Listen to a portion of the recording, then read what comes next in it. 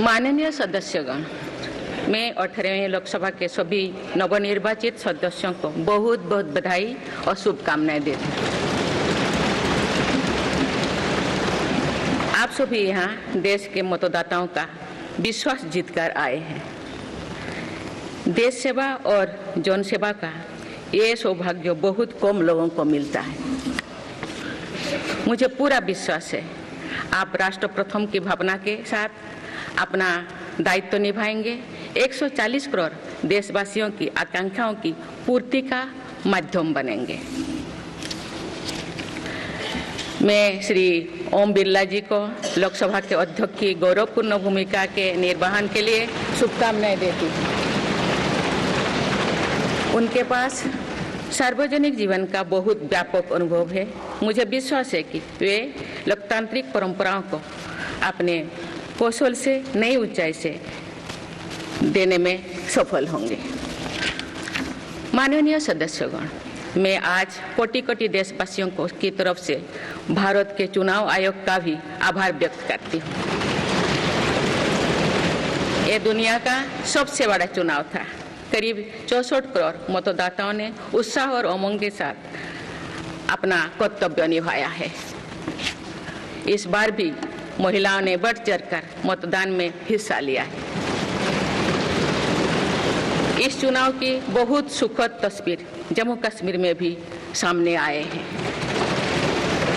कश्मीर घाटी में वोटिंग के अनेक दशकों के रिकॉर्ड टूटे हैं। बीते 4 दशकों में कश्मीर में हमने बंद और हड़ताल के बीच कम मतदान का दौर ही देखा था। भारत के दुश्मन इसको वैश्विक मंचों पर जम्मू कश्मीर की राय के रूप में दुष्प्रचारित करते रहे, लेकिन इस बार कश्मीर घाटी ने देश और दुनिया में ऐसे हार ताकत को करारा जवाब दिया है। पहली बार इस लोकसभा चुनाव में घर पर जाकर भी मतदान कराया गया है। मैं लोकसभा चुनाव से जुड़ी हर कर्मी को सराहना करती हूं और अभिनंदन करती हूं। माननीय सदस्यगण, 2024 के लोकसभा चुनाव की चर्चा आज पूरी दुनिया में हो रही है। दुनिया देख रही है कि भारत के लोगों में लगातार तीसरी बार स्थिर और स्पष्ट बहुमत की सरकार बनाई है।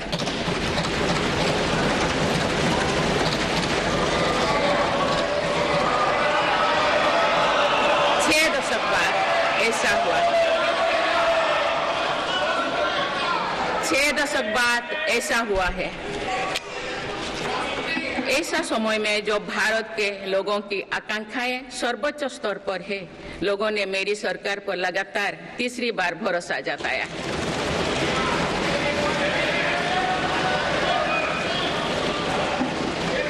भारत के लोगों को ये पूर्ण विश्वास है कि उनकी आकांक्षाएं सिर्फ मेरी सरकार ही पूरा कर सकती है।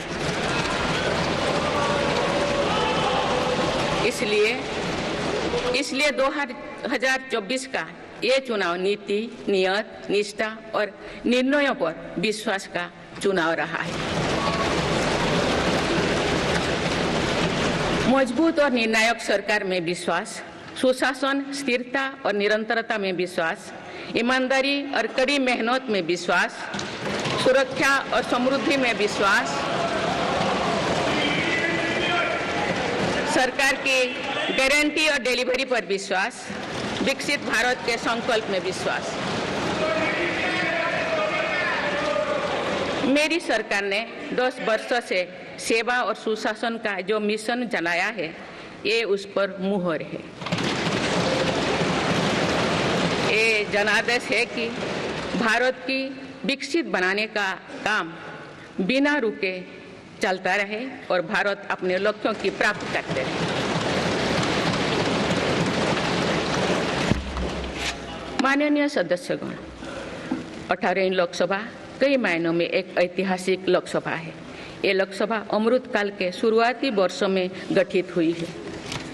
ये लोकसभा देश के संविधान को अपनाने के 75वें वर्षों की भी साक्षी बनेगी।